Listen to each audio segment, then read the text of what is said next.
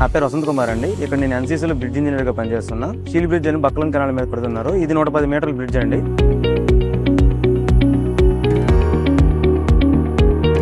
Pile foundation నుండి pear cap వేసాము. దాని తర్వాత ఇప్పుడు మనం గడ్డర్ లాంచింగ్ చేస్తున్నాం. గడ్డర్ అనేది మనకి లాంచింగ్ 2 గడ్డర్లు ఒకేసారి లాంచింగ్ చేసామండి. 2 గడ్డర్లు కలిపి మనకి 66 టన్నులు ఉంది. ఇప్పుడు గడ్డర్ పెట్టి దాని మీద డక్ షీట్ వేసి మనం డక్ స్లాబ్ వేసిన తర్వాత మనం మీద బీసీ లేయర్ వేస్తామండి. బీసీ లేయర్ వేసిన తర్వాత వెహికల్ మూవ్మెంట్ చేసుకుంటాం. ట్రాఫిక్ ఇది మనకి గడ్డర్ లాంచింగ్ అనేది మినిమం ఒక 15 రోజుల్లో క్లోజ్ చేస్తాం. పనులు అనేవి కొద్దిగా వేగంగా జరుగుతున్నాయి.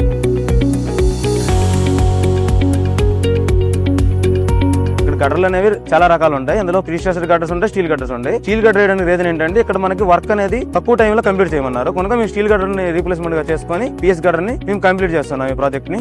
ఇక్కడ మనకి 8 గడ్డర్లు ఉంటాయండి. గడ్డర్ అనేది స్పాన్ లెంత్ లో మనకి 110 మీటర్స్ లో వస్తుందండి. మనకి 8 గడ్డర్లు వేస్తాం. దీని మీద మనకి ఇది మన 4 లేన్ వే అండి. 1 వేలో 4 గడ్డర్స్, 1 వేలో 4 గడ్డర్స్ వస్తాయండి. మనకి బ్రిడ్జ్ విడ్త్ అన్ని మనకి క్రాస్ బ్యారియర్, క్యాంటిలివర్ అన్ని వదిలిన తర్వాత మనకి బ్రిడ్జ్ అనేది 2 వే మనకి 9 మీటర్స్ వస్తుంది. అందులో మనకి వెహికల్ మూవ్మెంట్ అనేది 4 లేన్ గా వెళ్తుందండి. ఈ మంత్ ఎండ్ లో టార్గెట్ అనేది ఫిక్స్ చేసుకున్నామండి.